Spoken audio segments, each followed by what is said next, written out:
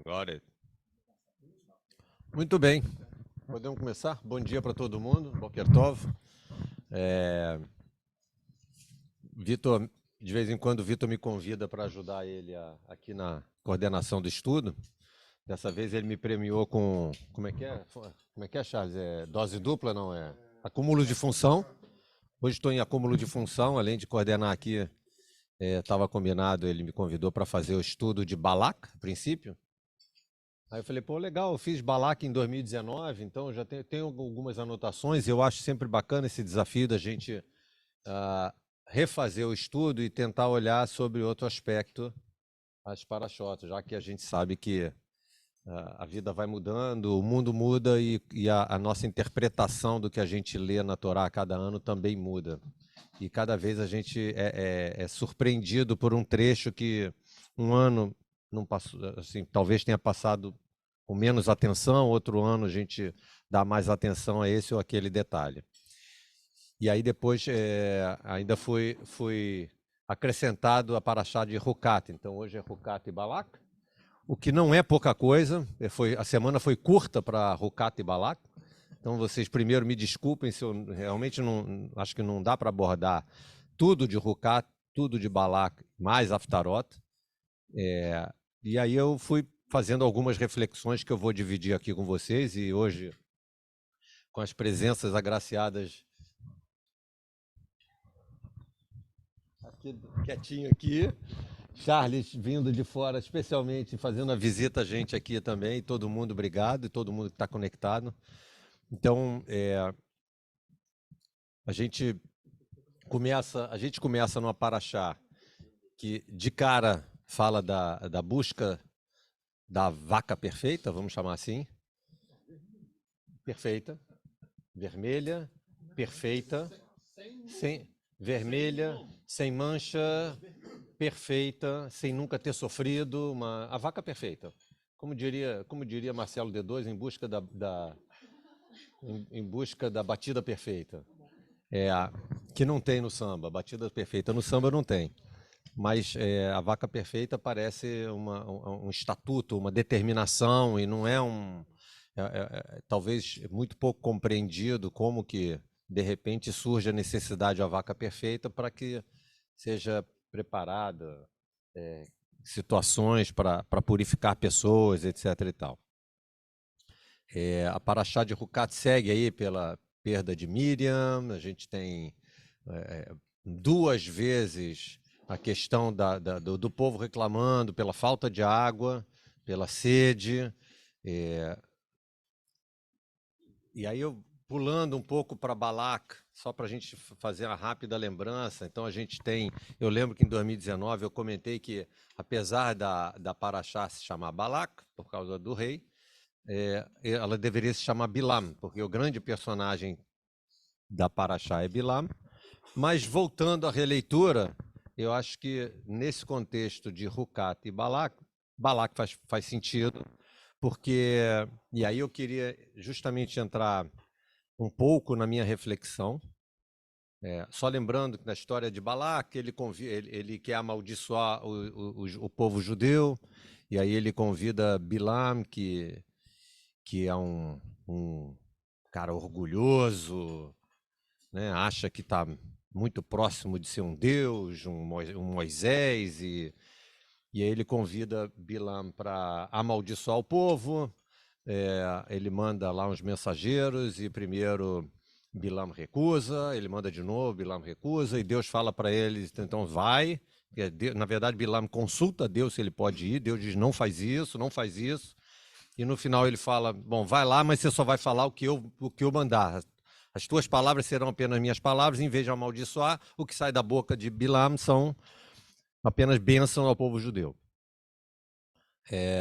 Isso é um resumão para chegar ao ponto em que, agora voltando um pontinho na parte de Hukat, o que me chamou bastante a atenção dessa vez foi a questão da raiva. A palavra raiva, o sentimento de raiva, a emoção raiva, para mim ela conseguiu conectar as duas parashot, no sentido de Balak, mas a raiva no sentido do fato dele querer amaldiçoar o povo judeu, tá? Estão fazendo aqui até uma conexão de amaldiçoar com o fato de ser um sentimento talvez raivoso. Mas no caso de Ruká, temos especificamente a raiva de Moisés, um certo sentimento de raiva quando o povo começa a reclamar de sede, e ele vai de novo falar com Deus. Deus diz para ele: fala para a pedra que ela vai dar água.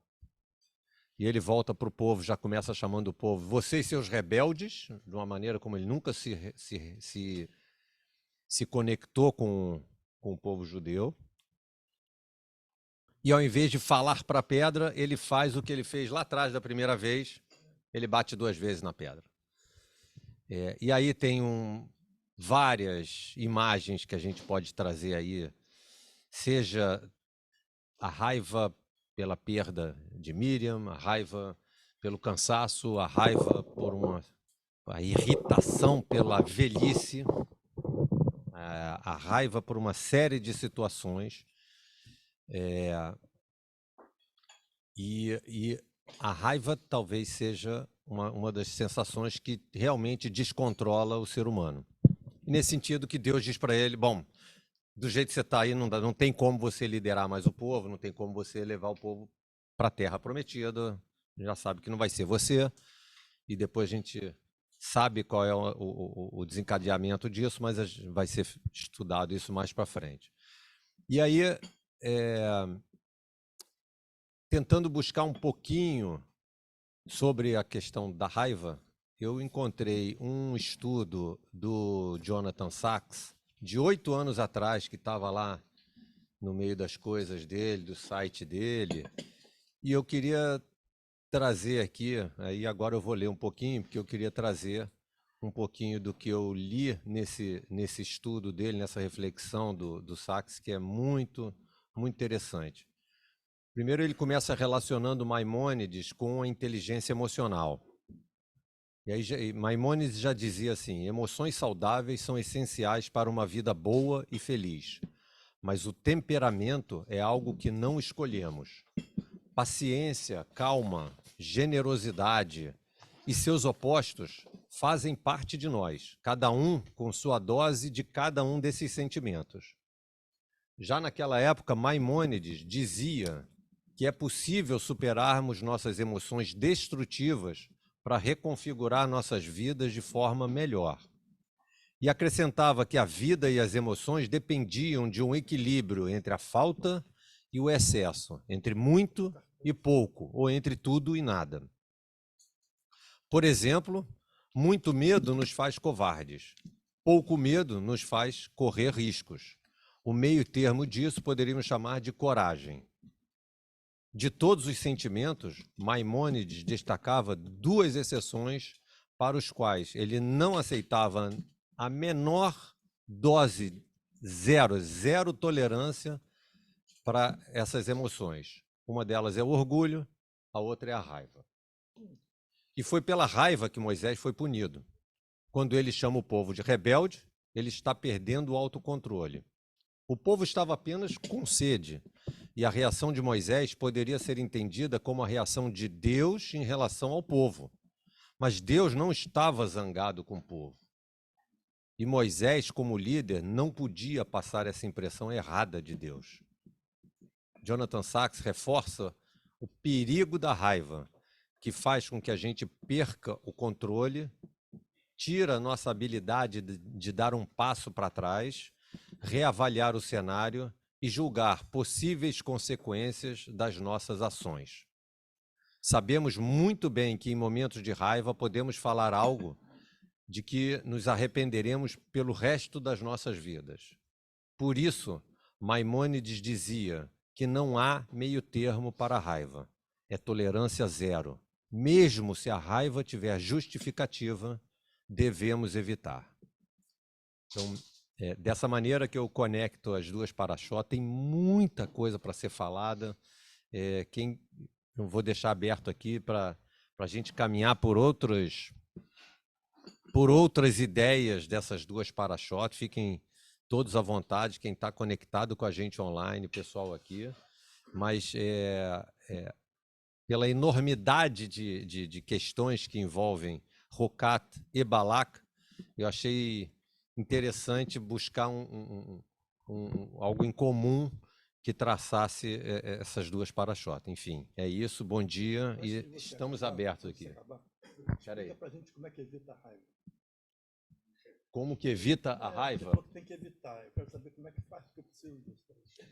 Olha só, conhece o famoso faço o que eu, como é que é? Faço o que eu digo, mas não faço o que eu faço? Então, Yoga. Eu não sei. Gente, peraí, vamos rodar com o microfone para o pessoal online poder ouvir. Só quem não tem microfone aqui é o Jô. Ele vai quebrar o microfone. A gente, não, vai distante. Quem vai falar? Você? Vai começar com o Daniel. Passa para lá. Só um minutinho. E pessoal online, levanta a mão, hein? Vai avisando aí para gente.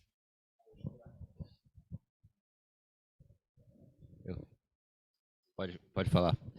Eu quero discordar um pouquinho. Eu acho que você não deve dizer que não deve ter raiva. Não deve, eu acho que tudo tem que ser uma mistura, uma fórmula. Você pode ter alegria muita, vida normal, média. A raiva tem que ter um pouquinho. Se você botar muito, você estraga a fórmula. Botar nenhuma também estraga a fórmula. Tem que ter um equilíbrio. Sempre tudo tem que ter um equilíbrio. Você ficar alegre o tempo todo enche o saco. Às vezes a raiva, naquele momento de raiva, porra, vem a solução de algum problema, vem aquele raiva, amanhã eu resolvo. E esse amanhã eu resolvo é melhor do que tentar resolver ali na hora. Já aconteceu várias vezes comigo tentar consertar alguma coisa, eu ficar puto da vida com isso, desculpa o termo.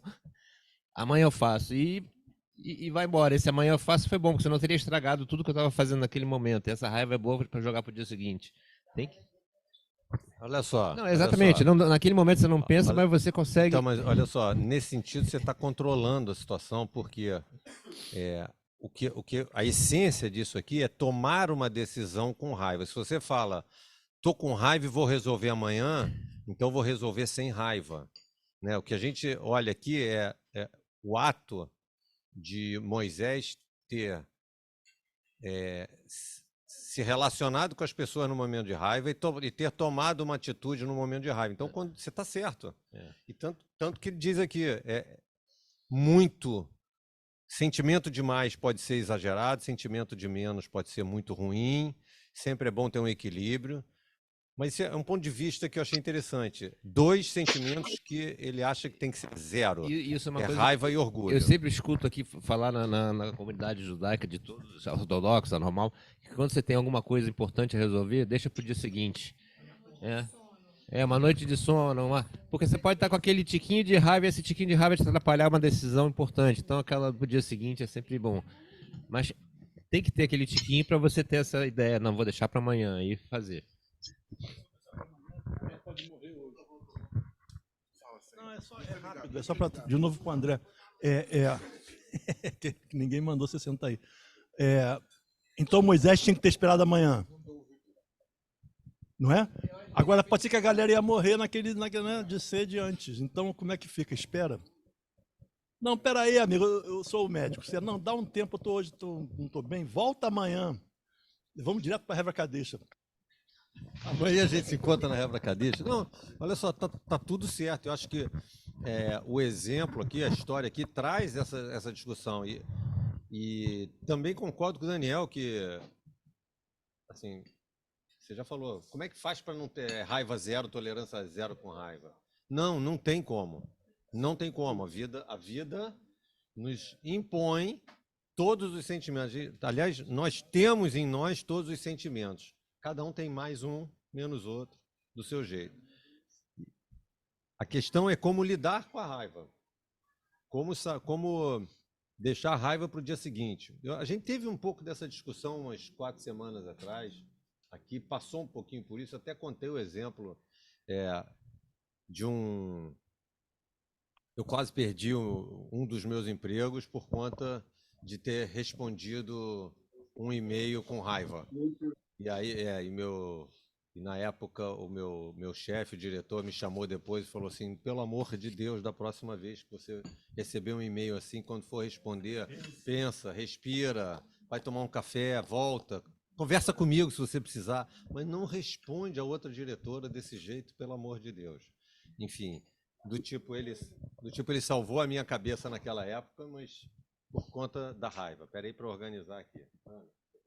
Eu acho que todos os sentimentos que você colocou aqui agora são exercícios diários, né? Dia a dia, vivendo, é que você vai se exercitando e vendo quais são as questões que você tem que aparar por aqui ou por ali, exercer mais ou não, ter mais ou ter menos, né? Eu acho que a vida, a experiência, o dia a dia é que vai como se diz, te norteando.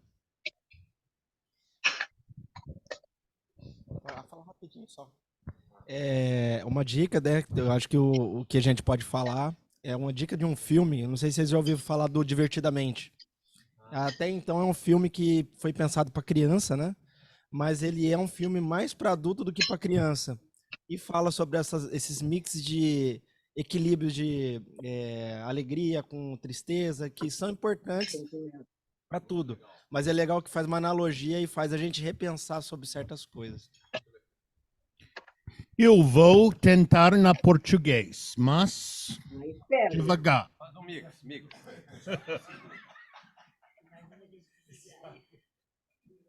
Raiva, Moisés usa duas vezes. E primeira vez, raiva. Em Rabinos, na Midrash, possibilidade. Mas segunda vez, não raiva, mas he clearly was now beyond listening to God. The first time, he was angry. It was permissible. The second time, he lost his trust in God. Cadê o microfone? O que o Rabino está falando é que o Midrash fala que Moisés teve duas vezes esse sentimento, não é? A primeira vez ele estava com raiva e na segunda vez ele perdeu a confiança em Deus, que vai além da raiva. A primeira vez foi a do bezerro de ouro. Yes, and it was permissible. He would not have been punished had he only struck the rock once. He was punished for the second strike, which was an intentional public mistrust of God. That is why he's punished. But Então, Moisés bateu duas vezes na rocha. A primeira vez ele estava com raiva, e isso é permissível porque a raiva é um sentimento normal. Não, normal não. Um sentimento humano, que Moisés é um humano. Tudo certo. Na segunda vez, ele já tinha perdido a fé em Deus, e aí isso é que não é permissível. E depois que se acabar, o Charles vai explicar a questão do milagre de Deus, porque eu conversei com o Charles ontem e ele falou esse negócio. Mas the gift today is the idea that Haiva connects the two. And now I think I understand. Do you know the phrase with which every liturgy begins? Matovu. And where does it come? Balak. That is ultimately what Balaam says. He is paid for a curse, but he in fact says, Matovu alecha Yaakov. Now I think I understand why. I forgot. Não, porque how you arrived at Matovu? Because the prophet of Haiva says Matovu. Why does the liturgy begin? To teach us, you thought you should be angry at our enemies. I'm going to teach you what our enemies said every time you open a service. You can't be angry at your enemies if you use their words in every service. Ok, então, o Bilam, quando ele vai amaldiçoar, Deus muda a raiva dele do povo de Israel para esse matovu, que quer dizer quão bonitas, agradáveis são as tendas de Jacó e as moradas de Israel. E porque você não pode ter raiva do teu inimigo usando as palavras deles. Então, Deus muda a raiva, inverte a raiva de Bilam, a moralidade de Bilam. E esse matovu é muito bonito, porque o matovu, a reza que começa todos os serviços, se você olhar, ele é um conjunto de três passuquim, três frases essa frase de Bilam, que está em Hukat, está em Balak, depois mais 2 pedaços de salmo, e faz uma aproximação tua para o Mishkan, para a sinagoga. Então, primeiro, ele está de longe, um não-judeu de longe, olhando para os hebreus, e fala matovu, e depois e eu chego no santuário e eu me curvo no santuário. Então, tem um movimento de aproximação que foi feito numa nova poesia através desse negócio, que é muito Essa bonito. frase, palavras de não-judeu. Nós começamos todos os serviços Isso, com palavras não-judeus. isso. Essa muito disciplina para nós, Deus universal em serviços para todos. Do you want me to try or don't you want me to try? You're not trying, you are exceeding yourself. Eu só pensei que essa história. Mas essa de ontem não tem a ver com o que está falando aqui hoje. Tudo a ver, porque você ontem falou da história do milagre Mas. de Moisés, que Moisés fez um milagre nesse negócio. Mas em causa própria. Mas essa história do Balak em relação à da raiva me passou um pensamento pela cabeça de que o estado de raiva toma a gente de um jeito de dentro para fora, porque você fica cego e você não vê. A ideia de começar o serviço ou de dar importância a essa frase de Balak ajuda-nos a sair de dentro de nós, nos colocar do lado de fora e olhar de volta para o povo judeu. Então, pode ser uma forma de eu vou falar a palavra acalmar, porque você sai desse estado, vai lá para fora e vê de fora para dentro. Isso é um lembrete a cada início. Me passou essa ideia de que a raiva, sendo exclusivamente um estado de dentro para fora, você acalma ela vindo de fora para dentro. E a história do milagre que eu acho que foi assim, né? A discussão era outra, né? Era a ideia do uso do milagre, e o uso do milagre em causa própria foi o que foi punido a Moisés. Foi pelo que Moisés foi punido. Que até então, durante toda a Bíblia hebraica, o milagre não serve à causa própria. Deus opera um acontecimento milagroso. Eu não gosto muito da palavra milagre. É um acontecimento milagroso, mas é ele operando. Aí alguém falando. Não, Débora precisa fechar o teu microfone, obrigado. E quando ele usa isso em causa própria, ele é punido porque não é para isso. Isso foi uma discussão que a gente teve ontem sobre a questão do milagre. Nós nem falamos aqui da segunda sede, das cobras, etc. e tal, que é outra história, mas só reforçando o que eu falei, do que você acabou de mencionar, de dentro para fora, olhar para trás, então diz aqui, Sachs reforça o perigo da raiva, que faz com que a gente perca o controle, tira a nossa habilidade de dar um passo para trás, reavaliar o cenário e julgar possíveis consequências das nossas ações. Quer dizer, rigorosamente é isso, essa nossa incapacidade de qualquer coisa. Cega a gente.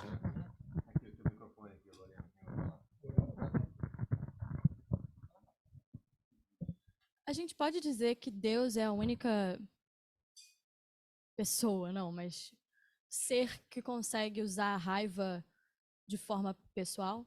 Porque a gente vê que, por exemplo, todos os grandes eventos da Torá começam com raiva divina. A gente tem a expulsão do paraíso com raiva divina e punição. A gente tem Sodoma e Gomorra como punição. A saída do Egito como punição aos egípcios. O bezerro de ouro, agora é isso. Existe esse paralelo mesmo? Essa resposta agora com o Joseph, com o Sérgio aqui, eu prefiro. Alguém escolhe quem quer falar sobre isso. Porque se a raiva é de dentro para fora. Quem quer falar sobre essa decisão de Deus estar sempre raivoso? Não, é porque se a raiva é um sentimento humano de dentro para fora, ele é um sentimento divino de fora para dentro, não? De fora de Deus para dentro da comunidade de dentro para fora. Eu não concordo com Maimonides, com Rambam, e zero tolerance com raiva. É impossível, mas medieval rationalism. Medieval rationalism é bom. Paradox. Eu ia falar que eu li o artigo que o André estava citando, do Rabino Sacks, sobre essa questão da raiva. E ele também fala sobre o que o Charles estava falando sobre o milagre, né? Porque no trecho da Paraxá fala... Mas, assim, não me pareceu que o Moisés estava usando um milagre pessoalmente, porque fala que assim vocês produzirão água. Então, o povo produziria água, e não Moisés, né? Ele, né? Sozinho, mas o povo. Mas o que me chamou mais a atenção sobre essa discussão sobre a raiva, da qual eu discordo também, e está no artigo do Rabino Sacks, é que tem várias interpretações de por que Moisés não teria entrado, né? E me parece que a melhor interpretação, no meu ponto de vista, seria que ele não seria o líder apropriado para estar com a comunidade na Terra Prometida, né? Que ele não seria, ele teria sido o líder apropriado para libertar o povo, mas ele não teria o mindset, eu acho que ele até fala isso, para construir uma comunidade ali. E não teria nada a ver com essa questão da raiva. Essa paraxá, em palavra hukat. Hukat, essa regra sem lógica. Em versus mishpat. Para Adumá, em vaca perfeita. Mas Moshe, líder, ser humano, sem perfeita. Imperfeita. Agora, Rabinos falam só 9 para Adumá na história. Só 9. Tem possibilidade novo na Israel com Haredim, mas outra coisa. Mas eles não pintavam. Não pintava. AI. eu lembro que num desses anos, alguém, acho que foi o Sami comentou que tinha uma fazenda no Canadá, no Texas, que estava buscando fazer essa vaca perfeita, South vermelha. Carolina. Em South Carolina. Sim. Agora você falou de Deus com raiva, e eu tinha uma anotação num papelzinho colado numa página aqui do Rumash, que é em Itró. Em Itró, ele fala, não tem, no decálogo de Itró, ele diz, eu, eterno, sou o seu Deus, que tirou você da terra do Egito. Não tenha outros deuses além de mim, não faça para si imagem esculpida, nem nada semelhante, blá, blá, blá. Não se curve para elas, nem as sirva, pois eu, o eterno, seu Deus, sou um Deus passional. Eu lembro na época, quando eu li sou um Deus passional, me chamou a atenção. Mas passional tem a ver com emoção, então sou um Deus passional, pode ter raiva, pode ter compaixão, tem erros, tem acertos, tem defeitos, enfim. Não, eu queria comentar exatamente isso, que se Deus é passional, as pessoas que não idolatram, mas que acreditam nele também podem ser perfeitamente passionais. O ser humano tem defeito. A gente se aborrece todo dia, né? Quer dizer, muita gente se aborrece todo dia. Então, eu acho que é isso. É exatamente o que estão falando. Não dá para você... O Daniel falou uma coisa interessante, que eu tô aprendendo há muitos anos isso, a contar até 10 e dar um passo atrás. Mas às vezes a gente não consegue dar o passo atrás. Ou às vezes nem conta. Exatamente. Fala no microfone, gente. O pessoal que tá fora. Acho que o meu ponto era, na verdade, tentar entender ou trazer esse ponto que é, será que Deus não é a única entidade, ser que consegue verdadeiramente sentir raiva? O que a gente chega mais perto da raiva enfurece tanto a Deus que ele vira realmente alguém com raiva. Tipo, será que Moshe não foi a pessoa que chegou mais perto de sentir um nível de raiva tal qual Deus e por isso ele foi punido? Eu vou inverter aqui um pouco esse raciocínio. A gente está atribuindo a Deus raiva. Peraí, fique para dar vazão à visão. A gente está atribuindo a Deus raiva, então a gente está atribuindo a Deus os nossos sentimentos. E a gente está, ao atribuir esses sentimentos, emoções, raivas, paixão, passional, a gente está transportando a nossa maneira de perceber, de sentir a Deus. E dessa maneira a gente estaria personificando, né? Ainda não como no sentido tangível, físico, mas no sentido de que Deus agiria de acordo de acordo com o ser humano. E tem um professor, o Joseph provavelmente conhece, Howard Bloom, foi professor nos Estados Unidos, de Yale, se não me falha a memória, e também, além de professor, autor de diversos livros. E num dos livros, numa das obras dele, ele fala que Deus é o superego coletivo humano, que, na verdade, pode ser entendido como as emoções que a gente atribui a Deus não são nada mais, nada menos do que as nossas próprias emoções. As emoções de Deus existem. Como ele sabe? Né? Como é comparável ao sentimento humano? E então, assim, a gente projeta em Deus, essa é a ideia, a gente projeta em Deus aquelas emoções, aqueles sentimentos que nós temos. Né? Então, será que Deus é raivoso? Ou será que as nossas raivas humanas, coletivamente compartilhadas, não são projetadas em Deus? Né? E às vezes nos choca, às vezes gera compreensão, e quando nos choca, então que nos choque também a nossa conduta humana. E aí a gente melhora, sem ser perfeito, mas a gente aprimora. Então essa é uma reversão assim, da questão de...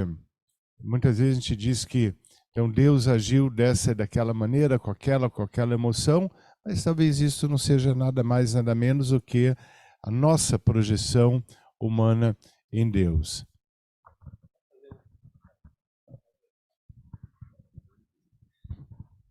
Essa questão da vaca vermelha que você falou, que é perfeita, eu não sei se isso vai vingar, porque tem aquela história, se você colocar a vaca na sala, né, com o tempo a coisa em volta vira uma zona, você vai mesmo uma vaca vermelha na sala, não acho que vai ficar tudo maravilha, não. Com o tempo a coisa vai ver que a vaca vermelha é igual às outras vacas, só a cor que é mesmo diferente. A vaca na sala é outra imagem. Pode botar um bode na sala que também vai dar a maior bagunça, perfeito ou imperfeito. Primeiro eu quero dizer que hoje, por conta de tempo, eu não vou conseguir estender muito mais. Se alguém quiser falar mais alguma coisa, que depois eu vou terminar aqui. Então, para quem se preocupou, como nós aqui, a ausência do Germano, ele está resfriado e acabou não vindo. Se vocês... alguém quer falar mais alguma coisa, Joseph? Então, peraí, Lorena. Depois eu vou encerrar, a não ser que... Ah, peraí que tem alguém aqui de mão levantada. Carlos vai falar? Peraí, só para eu saber. Carlos vai falar depois que levantou a mão, não? Não, né? Foi a minha mão aqui, vai. Não, foi o meu ícone aqui que virou mãozinha em cima do Carlos.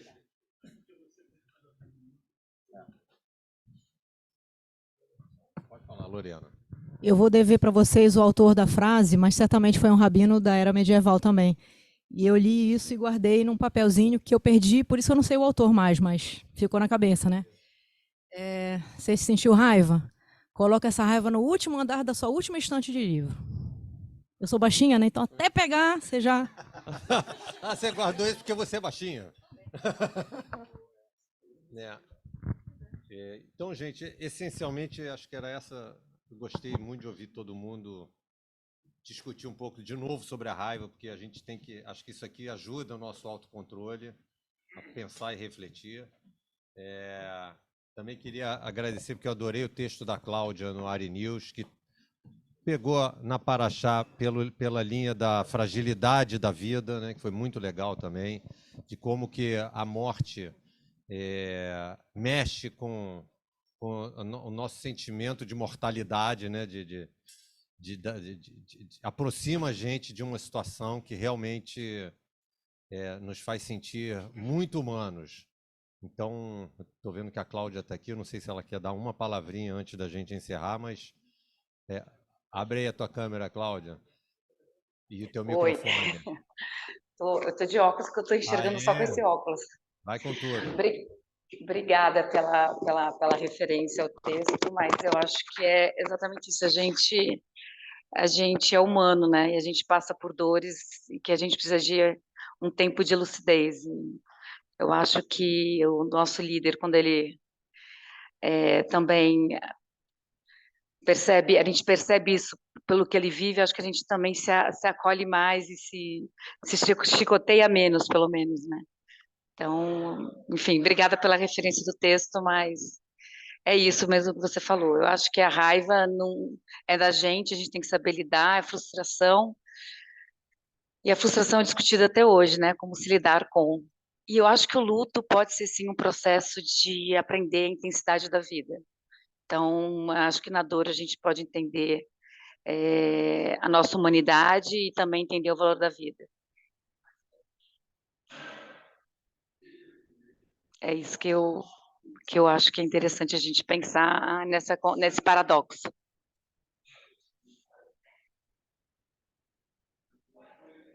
Estão ouvindo?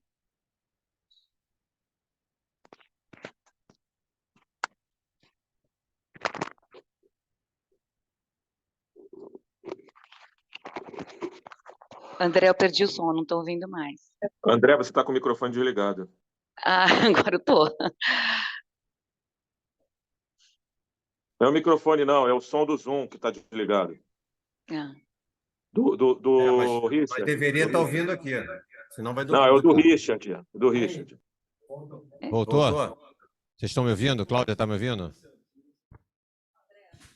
Tá, é só porque... Não, eu agradeci a Cláudia e falei que a gente já aproveita essa deixa sobre a mortalidade, sobre a vida e tudo mais, para desenvolver isso ano que vem, deixar anotado que Rucata ano que vem é da Cláudia. Obrigada, André. Obrigada. Eu tenho uma vez eu ouvi uma expressão que fala assim: o ser humano ele é o único ser vivo que tem um cognitivo acima dos outros seres vivos. A gente, com a nossa capacidade cerebral, a gente consegue prever um acidente, a gente consegue prever que a gente vai sentar naquele galho de árvore, a gente vai se machucar feio, coisa do tipo.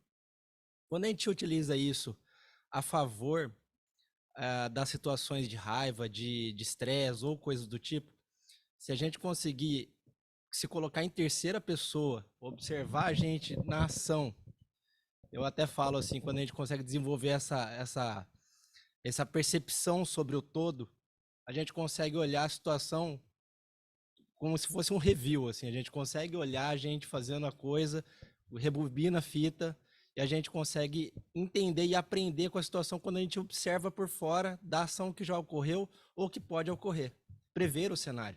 Então, Então a gente pode utilizar esse cognitivo de previsão para sempre melhorar como pessoa e também rever atitudes que você tomou que não foi tão boa para o aprendizado.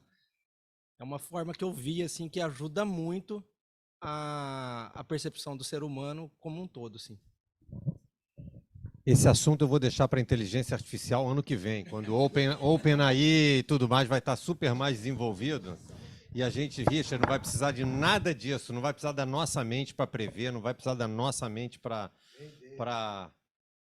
não vai precisar de um monte de coisa na nossa vida. Então, daqui a um ano, quando isso estiver ainda mais desenvolvido, a gente vai ver essa questão em inteligência artificial. Então, gente, é isso. Eu queria agradecer a todo mundo. Obrigado, Cláudia, mais uma vez, todo mundo que está com a gente conectado. A gente vai encerrar a discussão aqui e vamos partir para o Birkat Amazon, tá bom? Bom dia, Shabbat Shalom antecipado aí para todo mundo. Obrigado, gente.